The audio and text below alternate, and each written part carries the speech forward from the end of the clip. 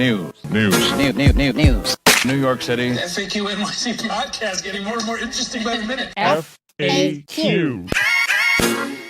It's FAQ NYC, the New Yorkers podcast from the newsroom by and for New Yorkers, the city. I'm Katie Honan here with Christina Greer and Harry Siegel. Hello.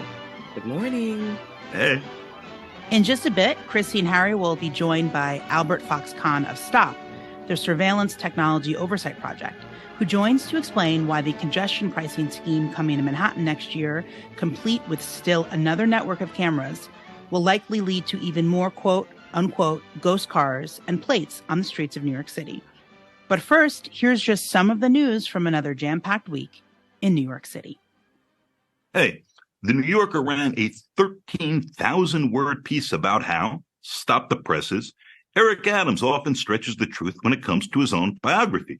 The story includes a mention of the interview on FAQ NYC where Adams said he'd carry a gun and get rid of his security detail as mayor. Spoiler alert, he did not. And material taken from several of my daily news columns. It's a well-written piece full of new quotes from Adams, his brothers, and others in his circle. But it begs the question about, to me at least, of what the value is in 2023 of a huge magazine story detailing how Adams leveraged his bio while running in 2021. The teenager, who hasn't been named, who stabbed and killed O'Shea Sibley, turned himself in this week as hundreds mourn the 29-year-old talented ballroom dancer. In vigils, there were also protests and dance celebrations at the gas station where Sibley was killed and in Manhattan. Thousands of rowdy teens, mostly boys, converged in Union Square on Friday after a social influencer promised to give away free PlayStations there, triggering a huge police response. 66 people were arrested, while the mayor credited the NYPD for what he said was their huge restraint in responding.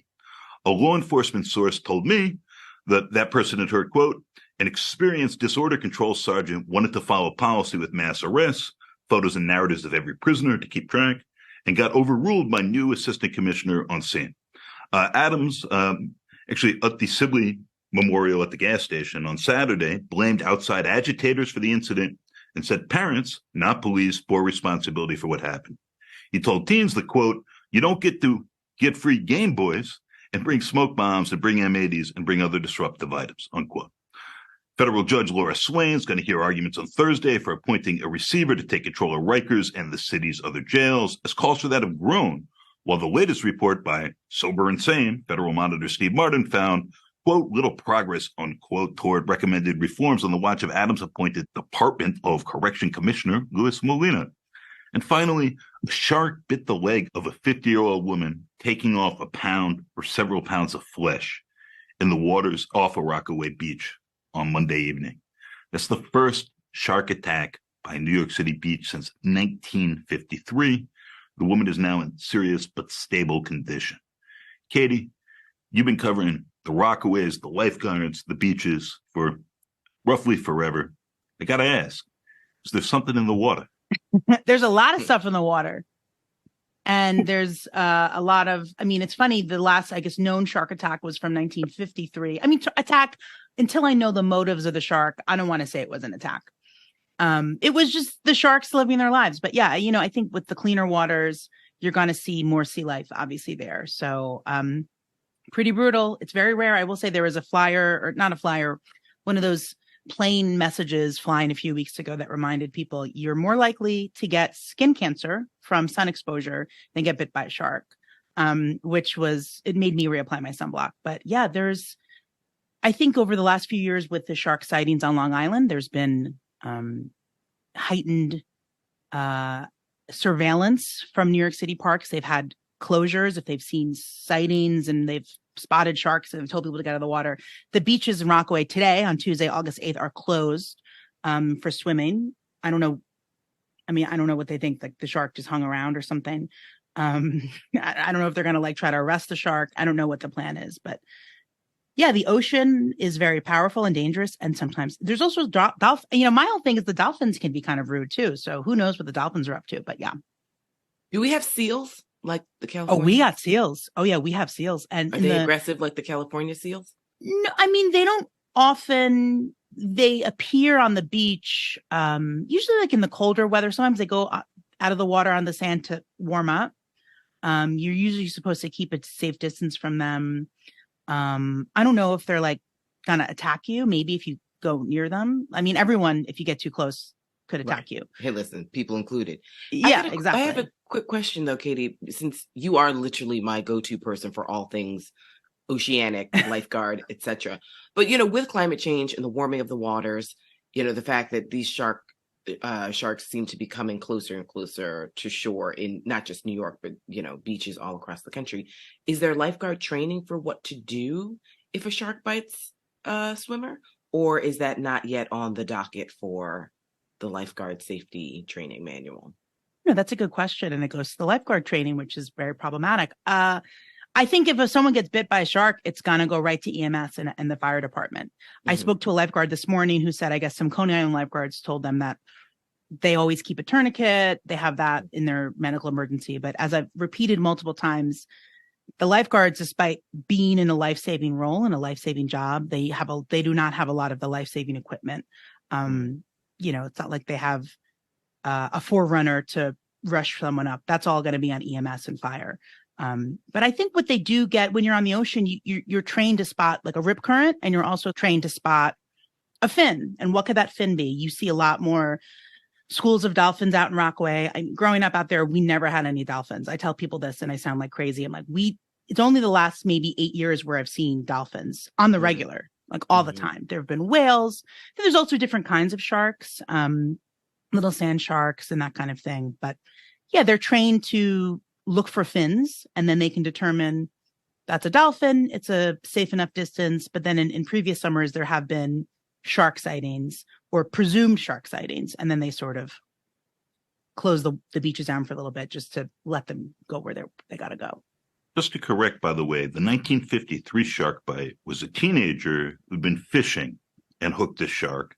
The last shark attack, basically from a surfer beachgoer, a Rockaway Beach, was 1909. Wow. Well, I found on my newspapers.com clip, some 16-year-old kid was bit by a shark swimming with some friends in 1950. Interesting. They said it was 91 degrees and the city was melting. If only they knew what was to come. 91 degrees. Yeah. That's like a cool breeze. Yeah. I'm sweating from my elbows now. Yeah, so that was the sharks. Stay safe in the water. I will say it's very rare. I would go in the ocean today if I didn't have to work. I mean, it'd be the woman got a big chunk out of her, but at least you get to tell people for the rest of your life, like, I got bit by a shark and I survived. Did they capture the shark? No, the shark is free. I don't know. I kind of like that. I really can't stand when it's like, and I get it, but like, when a mountain lion or a bear attacks someone in like a national park, right, and then they euthanize the mountain lion, I'm like, the mountain lion lives here. Yeah. And what did you do to the mountain lion? I don't know. But like the fact that the animal immediately gets euthanized, I just feel like, I don't know. They're just like, well, if they did it once, they'll do it again. I'm like, well, people are always going to go hiking. So, I mean, are we just going to literally kill all the animals because we're encroaching in their space? Yeah, the shark is gone. They're not capturing the shark. Right. He's back telling his friends. He's like, look, I just like bit someone and got away with it. He's the this is like the police. You're not going to get the SRG cops to find the shark, which is we can now talk. That was a good transition to what happened in Union Square last week. If we want to talk about a PlayStation 5. I don't know what I would riot over. I don't know if it would be a PS5, but I'm also not a teen anymore. So for me, when the mayor brought up, he said, you can't bring fire explosives when you're going to get your Game Boys. Me personally, I was like, oh man, I would do a lot for a working Game Boy these days. A PS5, I wouldn't even know how to play. Working game. You know what? Listeners, get on eBay and let's get Harry a working Game Boy. Harry, I'll get you. You want me to? That's like I'm always looking for workable iPods on eBay because I'm like, I miss an iPod. But yeah, I've got 2 workable iPod Nanos that I still listen to on the subway because I don't like having my phone out. Yeah. And I'm also 1 billion years old. Now I do have this question though, because Katie, when this came up and Harry and I were talking about something different, I had no idea who this YouTube sensation. Oh, me neither. I learned about him Friday. Zero idea. And I'm fascinated with knowledge silos. When I mean, it's summertime, so I'm not with my students. Usually I find out quite a bit of what's going on in their world because I hear them talking before class and it comes up in various examples. But it's somewhat frightening to know that this man is incredibly famous, popular, powerful, whatever it may be, with millions of followers. And when I say not even a whisper of like who he is, what he does, why he's famous, and how he could mobilize thousands of kids to drop what they're doing and come to get a free PlayStation. And was he lying? I mean, was there ever a PlayStation that was going to be given out? I know Best Buy shut their doors and locked them. I mean, I'm surprised that Best Buy is still up and running. But how did he think that he was going to pull this off with giving away a free PlayStation? I actually was at dinner last night with a friend who has a tween son, and she was explaining to me all these YouTubers and these Twitch streamers that the kids watched. And I'm saying the kids like an old lady, but I think that's what they do. And I actually had never heard of Mr. Beast, who's another person who gives away stuff. I only heard of him because a friend of mine, her husband looks like Mr. Beast, and they were being stopped in the street by people who were like, "Are you Mr. Beast?" Because he gives money away, he gives cars away. So after Friday, I was watching Channel 4's 4 o'clock news, and I think I was learning about this streamer at the same time as Jonathan Dienst. So I was like, I don't know who these people are. But you have it's a world that I am not familiar with, but they have millions of followers. Mm-hmm. And kids watch their live streams, they play video games, they do stunts, they give things away. So I think, you're thinking, oh my God, I'm going to get, and also I guess getting the PlayStation, the PS5 is a draw, but then also kids these days, and I understand the impulse, we had the early bits of, growing up, I had early social media, in high school, at least AIM and stuff. Everything you're doing is for the validation of others.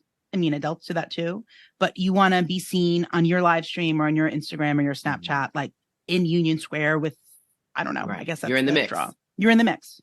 Well, one of the stories I read was a 20-year-old man who didn't even want a PS5. He just saw it was going down on social media and went to Union Square.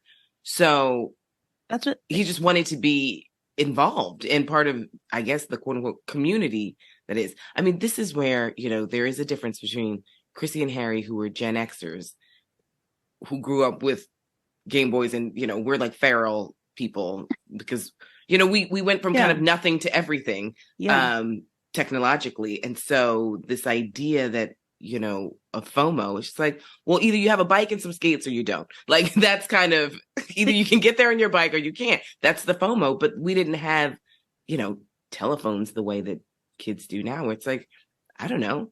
We were just out, and if you bumped into somebody, you bumped into them. And if not, you missed them.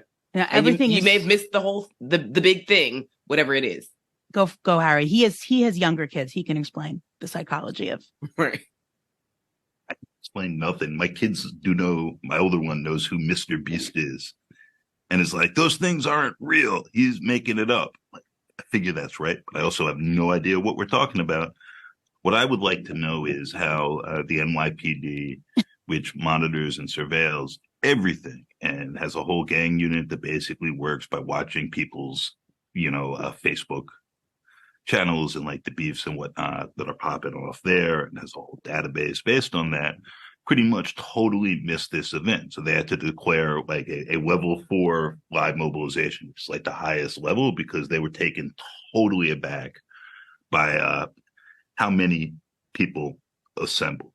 Yeah, I had this conversation with a friend who's, she has a lot of cops in her family. So I was like, I'm not mad at the cops who were there. It's this NYPD intelligence unit that like allegedly is supposed to be monitoring everything we do. And these beat cops, you see the clips, they were using like pieces of plywood to don't you have shields? Right. And one other rant, very, very briefly, I saw Ben K back, who annoys the shit out of me.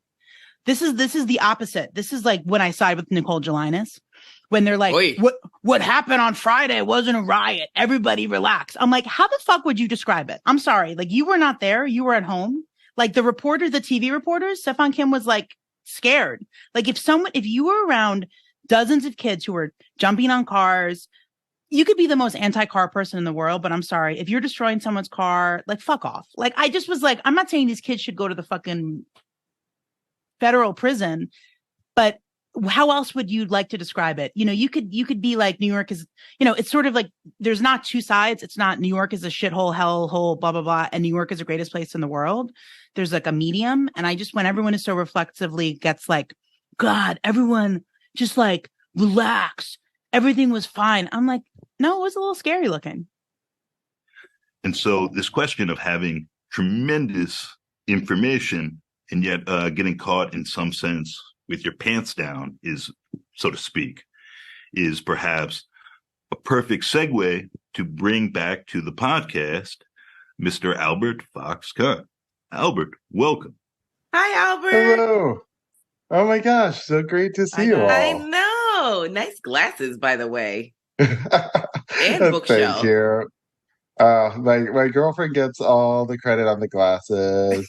Hey, Adam. Oh my God, it's been ages. How you doing? Usual dystopian dumpster fire, just different, different flavors. Right. Albert, thank you so much for joining us again on FAQ. I love when you're here. For our listeners out there who remember Albert, Albert Fox Cahn is of STOP, the Surveillance Technology Oversight Project. And I wanted to have you on because we keep talking about congestion pricing. It seems like it's becoming a reality. With congestion pricing, we'll bring even more cameras and networks of cameras. And obviously more surveillance with police and I'm sure other agencies and entities. So can you just give us like an overview of where we are and what's to come? And give me a scale of 1 to 10. How concerned should I be? I mean, well, first off, it's so nice to be back. Great Thank you to for see you. having me. And like always happy to talk about all the terrifying technologies going bump in the night. Yeah, so right now, I would say we're on a scale of like 1 to 10 Black Mirrors in terms of like how many seasons of Black Mirror are we squeezing into current like New York City policing practices. And right now it's pretty bad. Okay. But with congestion pricing, it's going to be yet another way that there's so much data being tracked about every vehicle around the city. And the thing people have to keep in mind, it's cumulative, right? Because you have all of these different data points, the license plate readers, the MTA trip data from Omni, the facial recognition programs. And it's increasingly creating a city where we can't go anywhere without a record that follows us around. So maybe it would be helpful to just start off with congestion pricing. So we hear about it a lot. It's basically a toll for entering what they call the Central Business District in New York City, basically New York south of 96th Street. And with Manhattan south of 96th Street. Yeah, sorry. Manhattan south of 90. I'm a Brooklynite. You still see that Manhattanite viewpoint coming out every once in a while. But yeah, so you have all of these ways of trying to track people when they come into to Manhattan south of 96. And that essentially means a lot of license plate readers. The problem is we know that license plate readers are a terrible technology because they have led to something that I see, that a lot of drivers see, and it's the bane of our existence. It's all of these cars going around with mutilated license plates, with fake paper plates, with license plate covers that make it impossible to see the cars. And so you have people who are doing that, not because they think, oh, I'm going to go out there and I'm going to commit a crime and I want to make sure that I can get away without being seen. Most of the time, this is just people who don't want to pay the toll. And I have to be clear, when we went down to One Police Plaza and looked for how many cops had personal vehicles with fake plates or mutilated plates, we found over a dozen in just an hour walking around One Police Plaza. So this is something that the police themselves are doing every day. And so the more we rely on license plate readers as a way to track and toll people for going around the city, the more we're creating an incentive for people to hide or mutilate their license plate, which then means that when you actually do have that high risk scenario, like a chase, where you're trying to track a vehicle, there are more and more vehicles that you can't. So I've been a little stuck on this. We've had this massive increase in the number of chases that's clearly a policy decision, but it's clearly also related to the widespread use of license plate scanners. Basically, every patrol car now has a scanner that is reading every license plate it passes. So real panopticon sort of stuff. And every time there's a chase or anything else involving cars, it's officers became aware they were passing a vehicle with stolen plates or whatever, and that's where this comes from. Weirdly, my understanding is that these find every plate number that's been reported stolen or whatever, but they can't find fake plates. Like they don't have the universe of real plates to be like, well, that is a fake plate, as that's become a big problem that the mayor and police officials keep talking about. So obviously your concern is the overreach of surveillance, but this seems like a remarkable, at least temporary, hole in the whole setup we have. That also means it's sort of the suckers who are getting caught. The same way speed cameras are much better at catching people going 42 in a 25, say, than the person going 95 with paper plates, who's not concerned about that or paying their tolls at all. Can you talk a little about what New York is implementing right now in terms of readers, what's going to happen with congestion pricing, all of that, your concerns, and what cities have managed to find some of the right ways to go about doing this? Yeah, so for people who've driven around New York City a lot, the east side of Manhattan, it's pretty easy to do congestion pricing because the FDR, there aren't a whole lot of places to come on and off of the highway. But when you're on the west side, you have so many streets where you can just turn off. I grew up, half a block off the West Side Highway, and you could just turn onto it like any other street. And so what you couldn't put a toll booth on every west side cross street, from FIDI all the way up to 59th. So what you see the MTA doing is talking about having these camera systems that instead are going to photograph all of the cars when they're coming into that central business district. That when you make that turn off of the highway, because they don't want to toll people just for taking the West Side Highway, you're going to have that record, and that you're going to have to keep those records for a while because they'll toll people depending on how often they're driving in and out. And there's been a lot of debates about like whether you also then want to record how long people are parked and whether they're actually moving throughout the day. And so what you see is a lot of pressure to move towards a system where you're going to have cameras that basically are tracking every car in Manhattan below 96th Street. And already you're part of the way there, because when you look at the number, the NYPD has more than 15,000 cameras. They have access to more than 30,000 cameras from partner organizations through the domain awareness system. They have 1,000 more cameras on patrol cars, all running ALPR scans. And so they're taking this periodic census of every vehicle. And right now, there are no guardrails for how that information is used. You want to use it to track, where your ex-girlfriend's going. It's not clear there's anything to stop you. You want to use it to, track random people around the neighborhood. It seems like just about every NYPD officer is going to have that ability to tap into that database to do it. And then you compare that to a country like Sweden, where they have license plate readers that are used to toll people when they go into the central business district. But it's night and day. They lock that down. That information is used to toll the vehicle, to send them the toll in the mail, and that's it. You don't actually hold on to that data. You don't make that data available to the police. And there have been cases where the police have actually tried to sue the transit authorities to get access to that data, and they've refused. They've held the line and made it clear that this is transportation data, not policing data. And what we see alarmingly in New York is that every bit of transportation surveillance quickly becomes yet another piece of NYPD data. And we see that with just about every agency across the board. So the NYPD is just always adding to the breadcrumbs that they're collecting, right? So DNA stuff, different registers, gang databases, camera information, and so on. And Well, wait, can we pause? And why do we call it a gang database? Because this is one of those pieces of NYPD branding that is so insidious and it comes into the conversation. We're talking about thousands of young Black and Latinx men post boys, on who Facebook, have been put, and it's the social yeah, media map of who talks to who, and if your cousin is doing stuff and you're talking to your cousin, there you are on the database. Congrats, right? yeah, and so we don't call them gang databases because that's the NYPD branding. Because the vast majority of these kids have never been in a gang. That it's a pre-crime database. It's Minority Report.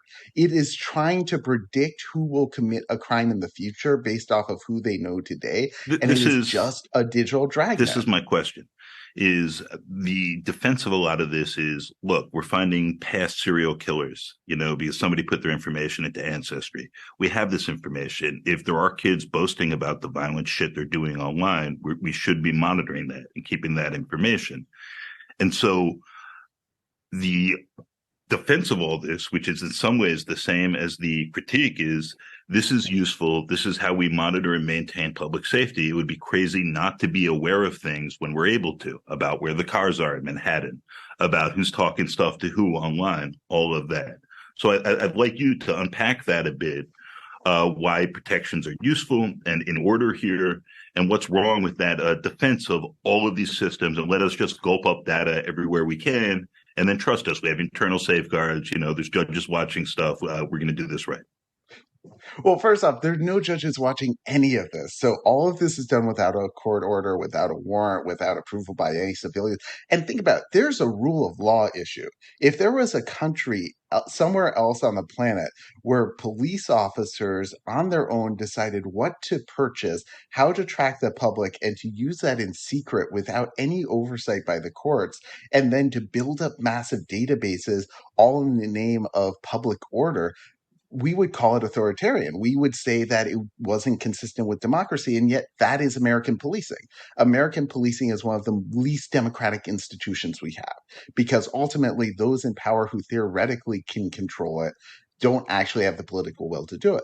But with these sorts of systems, where's the evidence that any of it works? If we were spending billions of dollars on sanitation infrastructure, fire infrastructure, DOE infrastructure, well, maybe not DOE, but almost any other agency, we would want evidence that was actually effective.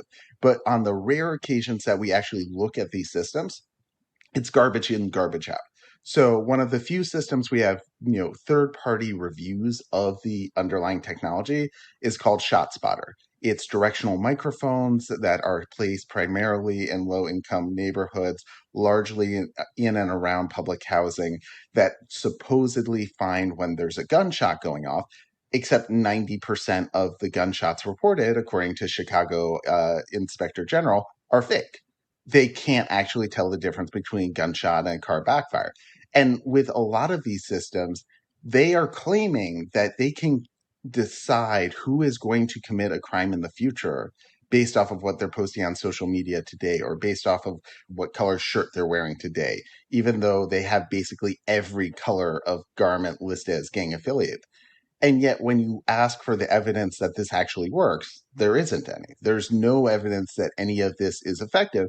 And if we thought about any other demographic cohort, like let's think about if we said that the way to predict financial crime on Wall Street was to create a massive database of who all the finance people were talking to, because that's how insider trading happens. It's friends giving information to friends. And we know that there's signs that people are committing insider trading, like they're sporting flashy jewelry and they're going out and getting a sports car. And we were to build up a database to try to, identify insider trading before it happened. People would say that that is intolerable, but when it's, young Black and Latinx boys, when it's low income communities, when it's the same communities that are always over policed and over surveilled by the NYPD, we somehow think, oh yeah, now we think the cops can actually predict the future. So Albert, can you tell us the role of, say, like city council members in all of this conversation? Because it feels like the can is really far down the road. And it feels like we haven't had much input. I know we read about congestion pricing, but there's very rarely this very clear link that you were making between congestion pricing, NYPD, hypersurveillance, and all the things. What are city council members doing? Where's the mayor on all of this? And is it too late for regular citizens to have some serious pushback to say, we actually don't want this data shared, we don't want this data collected? Where are we on all of that? Well, because the MTA state agency, most of the action's going to be up in Albany on this one. So one of the bills that we've been working on at Stop is to modernize a law called the PPPL, which basically governs when data can be shared from agencies with the police department. And so we want legislation statewide that has guardrails that says, hey, the MTA can't be this just open, trove of data for the NYPD. If the NYPD has a court order, sure, it's like any other agency, like any other company. But we shouldn't have to accept that when one government agency is collecting data for transportation or for education or for utilities or for any other aspect of life, that data is going to go over to the police. When we have drones going up to inspect building facades, which is a proposal, we shouldn't have to worry that becomes yet another way to snoop inside our apartments. And this is sort of a fundamental legal question. There's some parts of this where the city council can do more. We've been pushing for a while now for legislation that would strengthen the Post Act that we helped pass back in 2020. This is the law that requires the NYPD to disclose every new form of surveillance that it's using and to give the public a chance to comment.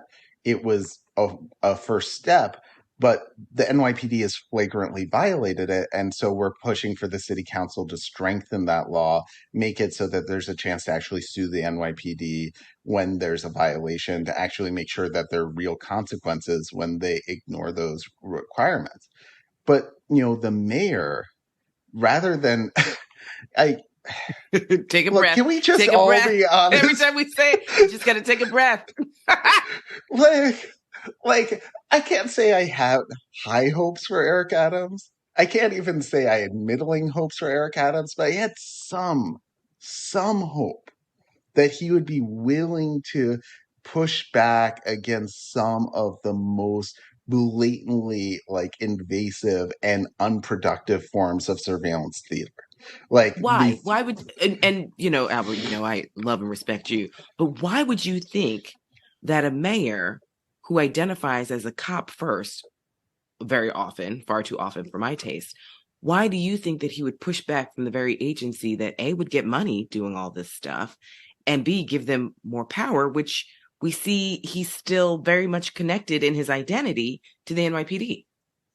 I mean, I first met Eric Adams when I was a college student, and my then boss Norman Siegel and I were monitoring the RNC protests along with Eric. And back then, he was someone who was willing to call BS on the worst abuses at One Police Plaza. Yeah, he was a police captain. Yeah, I disagreed with a lot of what he was doing, but he was still willing to speak truth to power. But once he became the power, the truth kind of disappeared.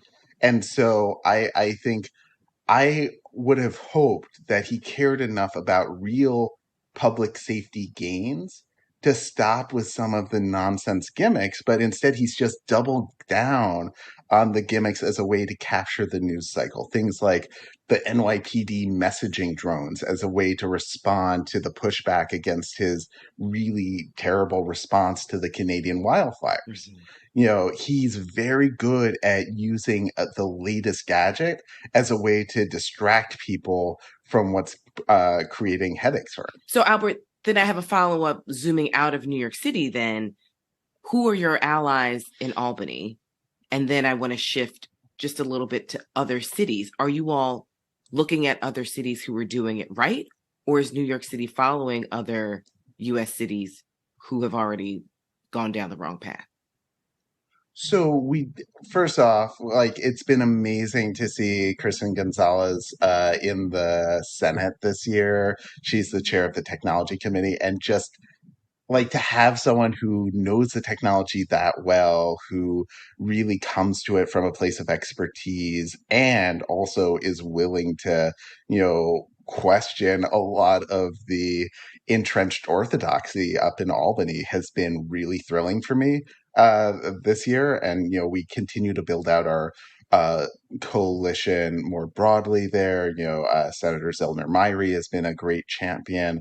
The geofencing legislation, we continue to see growing numbers of people signing on to that in both chambers. And I'm really hoping that it goes through in January, and New York will be the first state in the country to outlaw geofence warrants, which are the type of digital dragnet that allow police to track, thousands of protesters with a single court order, or allow police to track every person at an abortion clinic or every person at a house of worship. It's really this dystopian surveillance tool that I've talked about it before on past episodes, but it's the majority of warrants to Google these days are geofence warrants. And we see a growing number of states that are positioned to follow New York's lead, a number of introduced bills copying the ones that we helped draft up in Albany. And that's going to hopefully move forward early next year.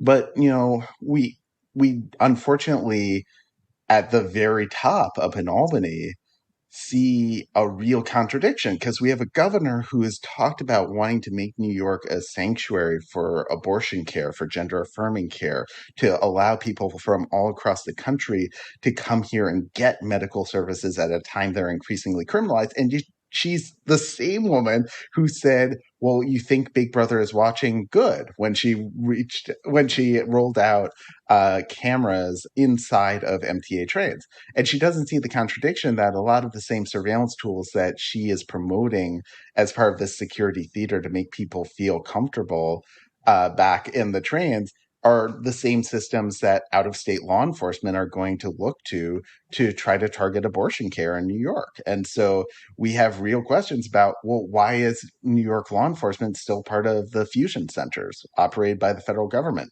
sharing information about New Yorkers with out-of-state law enforcement and federal agencies? Why is New York still allowing a lot of these invasive surveillance practices that will probably be used by law enforcement in Texas, in Florida, in other states to target people who come here to get care? And you just can't have it both ways. You can't have both a surveillance state and a sanctuary state for medical care. And then lastly, I just want to zoom out to the international space. You mentioned Sweden. Sorry, I'm circling back from like 20 minutes ago, but you mentioned Sweden. I remember during my year in London, this was in the late 90s. I mean, they were ahead of the game with their CCTV surveillance. And, it's just sort of a conversation. It's like, yeah, London surveils everyone. It's mainly on the tube for safety. And so we didn't really think about it. But where are we with international cities? The good, the bad, and the ugly? Yeah, so we are working with groups all around the country and increasingly around the world, because you're right, London was the first to roll out what they called the Ring of Steel back in the late 80s and early 90s, first to target the IRA, then to target knife crime, then to target. It always has an evolving justification and never actually works all that well. But we work with groups in New Delhi that are fighting facial recognition and biometric data capture. In India, we work with groups in Nigeria that are trying to figure out how to set up sustainable digital society and civil rights guardrails there. We work with groups in states all across the US as well. I've been out to Missouri to testify in support of groups that are pushing legislation there. We really try to follow the lead of cities like Oakland that have done so much to push back against these forms of mass surveillance. And we also see a lot of strong partnerships with organizations up in Massachusetts, organizations out in San Diego, in Washington State, in a growing number of areas that are really concerned about this. But I also want to make it clear, this isn't just sort of a blue city fight. we see a lot of people, on the right who are really concerned about these same technologies. They don't care when the NYPD uses them, but they care a lot when tax authorities use them, when, ATF uses it, when other, federal agencies use it. And so there's this bipartisan, cross-partisan distrust of surveillance, but a very partisan lens through which we view it, looking at different threats from different entities. So I think my last question for you is, and this is what also makes me very concerned, is when I read about AI and the racial component to AI and how just last week there's a pregnant woman, 8 months pregnant, cops break into her house, guns a-blazing, because facial recognition said that she had committed a crime, which she absolutely had not. And so we know, listen, I've said this before in the podcast, there's so many times where I've been in the bathroom where I have to find a white person. It's like, can you get this soap from this, automatic dispenser? Can you turn on the water for me? Because certain faucets just aren't, attuned to darker skin. It's like, I'm trying to use my palms. Mm-hmm. Usually I try and get a white paper towel if I can find one, or a piece of toilet tissue just to rub underneath it so it can identify whiteness. So there's still this horrible racial component to the nuance of all this. Where does that factor in? Because that doesn't seem like that's in the forefront of some of the conversation and concerns with this particular congestion pricing. No, and this is one thing we want to be clear. Racism is at the core of every American all policy, of the surveillance. Every single American policy ever since the history of this country. Yes, agreed. And every technology, and because when you think about the issues with facial recognition, yes, the algorithm's biased, yes, the training data's biased, yes, the comparison data's biased, but even the camera systems are often optimized for white skin tones and have better performance rates with white complexions versus darker complexions. There's racism at every level. And what we saw, we did a report earlier this year where we actually analyzed all of the summonses for having an obstructed license plate, because it's illegal to have an obstructed license plate. And we know that this has been going up around the city. But what we found, and this will surprise precisely no one here, is that the rates of summonses for obstructed license plates were almost 10 times higher in the precincts with the largest numbers of Black residents versus precincts with the highest number of white residents. That there's this huge disparity.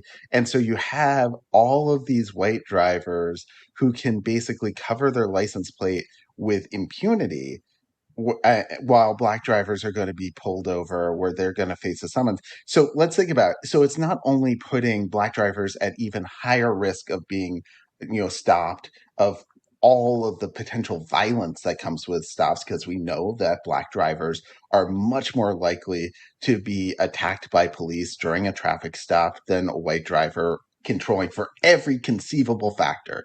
If there's just that much racism built into traffic stop. So it's not only putting more risk for Black drivers, but you're essentially giving white drivers affirmative action to get away with avoiding tolls. So we're basically creating it's greater like economic disparity, though, because then Black drivers have to pay not just the toll, but also the fines and everything else that goes along with it. Exactly. So you end up with a system where Black drivers either have to pay the toll that white drivers can skip with impunity or face a higher risk of being pulled over. And white drivers are given yet another leg up. So we're getting to the end here.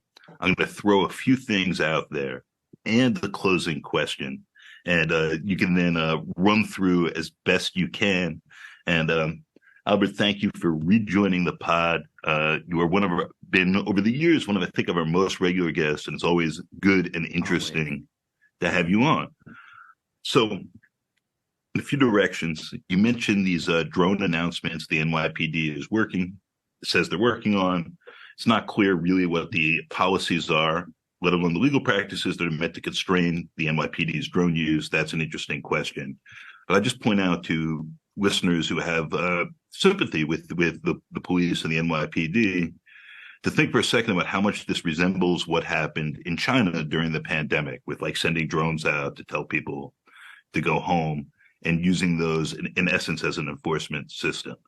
You brought up geofencing. We've talked about that on the pod before. I am curious, and you might have a more informed idea than I do, how that relates to what the Daily News reported about the NYPD collecting the unique identifying number, the IMEI, on phones by getting people to unlock them who've been arrested, and they seem to be storing these numbers, which, as far as we know, no other local department has done. And we don't know why the NYPD is doing this or what it intends to do with this data. Lastly, I know the motto of STOP is "We watch the watchers." This comes from a Latin expression from the poet Juvenal in his satires, usually translated as "Who watches the watchman?" I'm curious if you've had thoughts. Obviously, you're using generally that on how that could be updated, the watchman part for the AI algorithmic era. Oh my God, so many things to cover. First off, the IMEI Dragnet, this is a scandal. Like, all right, so this is reporting from Graham Raymond at the Daily News, amazing piece. And what it found is that the NYPD precincts had quotas for how many people they coerced to hand over their phones so that this number, the serial number for the device, could be entered into an NYPD database. And it's in writing that it's clear from the story that people are being systematically coerced to unlock their phone, which is blatantly unconstitutional because you're not allowed to force people to unlock their phones. You're not allowed to force people to hand them over. And they're putting in writing that this needs to be the policy of the NYPD to trick people to do that. And the only benefit to that is to create even more of a database to track people's connections, to find a way with prepaid phones and phones that might not be as easy to track who owns them, and then to map out those social connections. And like the fact that you're doing that on scale, like, look, let me be clear. If anyone has had this happen to them, please get in touch with me, info@stopspying.org, because this is a lawsuit waiting to happen. This is so blatantly unconstitutional. And it just, again, is yet another example of the NYPD spending millions on unproven invasive approaches to law enforcement. They're just making it up as they're going along, and their philosophy doesn't seem to be all that different from what you would see in, Shanghai or Beijing. Obviously, there's no comparison to the sort of grotesque surveillance-fueled ethnic cleansing of the Uyghurs in China. But when you look at the type of surveillance deployed in a lot of major Chinese cities, it's not all that different from what we see here in New York. The philosophy isn't all that different. It's the idea that by tracking everyone, we can prevent all the bad things from happening, and you just have to trust us that we'll get the balance right. And with the drones, can we just take a moment to think about how dumb it is that you would have a hurricane coming and you're going to send up a couple thousand drones to go around the city with a little announcement going? Like, like hurricanes sound scary enough without a drone getting knocked out of the sky by by the winds. And like, it would literally take thousands of them to cover an area as large as New York City. Like, this is not a good way to solve a problem. This isn't a real solution. This is a PR gimmick. And the fact that we're talking about it instead of how terrible the mayor was at responding to a plume of smoke you could see from outer space is symbolic of Eric Adams' ability to, in a very Trump-like way, control the news cycle. Yep. He is so good at using the shiny thing to make us look at what he could do next instead of just how bad he has been to date. And really, the abject failure of governance under this administration, like, I don't care if you're into politics or not. I don't care where you are on the political spectrum. We deserve real, thoughtful, competent governance. And whether it's policing, whether it's traffic, whether it's tolling, whether it's anything else, we're not getting it. Like, there's the final word. I'm like, I don't know if you listen to this podcast or not, Albert, but we're singing the same song. Oh, I know I'm preaching to the converted, but like, it sometimes still feels good to sing it. F FAQ. This has been FAQ NYC. We're part of The City, a nonprofit, nonpartisan newsroom dedicated to hard-hitting reporting that serves the people of New York. Our work is freely available to everyone at thecity.nyc and is supported by listeners and readers like you.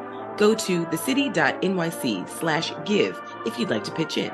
We're an affiliate of NYU's McSilver Institute for Poverty Policy and Research and a proud member of the Brickhouse Cooperative of independent journalists, critics, and artists. Find it all on popula.com. Our hosts for this episode were me, Christina Greer, Katie Honan, and Harry Siegel, who's also our executive producer, and our engineer, Adam Camara. A special thank you to our guest, Albert Fox Cahn of Stop. And thank you, listener, for joining us and making it this far. Be kind, be cool, be well, and we'll be back soon with more.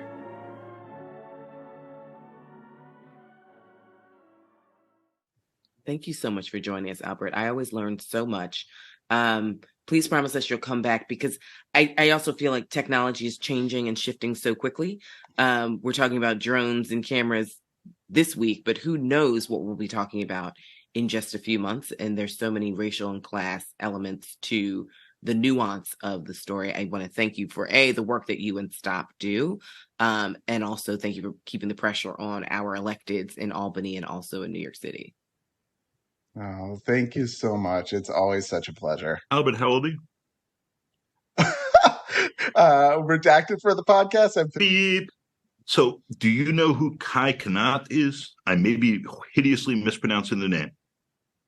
I don't think so. That's the YouTube influencer who sent all the kids to Union Square to Oh, get yes, the PlayStations. I'm just checking because none of us had heard of him. Well, They're seen not it called in print. YouTube influencers. Old man. the people on the interwebs that are talking to the kids. That's who they are. I mean, this is a thing. Like, I'm such an old, I'd only seen it in print. I hadn't ever heard it spoken out loud. I will say in my defense, I had found out who Mr. Beast was slightly before this. And so that made me feel a bit more culturally relevant. But no, this is why I have amazing colleagues and interns at Stop who can actually keep me somewhat relevant. Can we use this and we would actually beep your age for our post roll? Yes, Awesome. That's perfect. Yeah. Though people oftentimes get a kick out of the fact that I was born in 1984. But yeah, that sounds great. Just beeping the age. Though, I mean, what's the point? Everyone has all of it. Right. I mean, that's the thing. You know, when I was like fully aware of what happens in 2002, this is Adam, this is not for the podcast. 2002, I snuck to Cuba. I just call it uninvited, unannounced. But then Uninvited. I was uninvited No, by the government. I just went and I was unannounced and, got there and I was like, hi, can you not stay my passport? They're like, girl, we know, like, just keep it moving. But this is before cell phones and everything else. I obviously had to call my parents. I had to call my boyfriend at the time. Like, I was on the payphone constantly calling America. Like, I'm here. I'm doing blah, blah, blah. So, I mean, this idea that I snuck to Cuba means nothing because they know exactly when I went. They know exactly when I came back. They know exactly what I was doing there. And I was hanging out with Brits and Black Cubans. So, like, they know all of my business. It's just one of those things where, for the longest time, I resisted Easy Pass. And I was like, I don't want the government knowing where I'm going. And my sister's like, you have a driver's license, a social security card, a hot passport. Like, they already know. You might as well, because I used to wait in that long line for the GW because I was like, I don't want them knowing, where I'm going. And she's like, sweetie, like, save yourself an extra hour. Like, get the damn Easy Pass. But here's the thing. Like, if we had stuck with Easy Pass, we probably wouldn't have the fake plate problem. Like, if we had stuck with something like Easy Pass, it probably would be, and like that's honestly what I think the solution for something like congestion pricing is. Because if you have that, then it's way more or limited in how it can be used. But it's the fact that, when we turn license plates into the everything, when we turn it into the social security number of driving, then it gets violated a lot more. That's really important. Adam, can we somehow put that in? Oh, what? Okay, never mind. Never mind.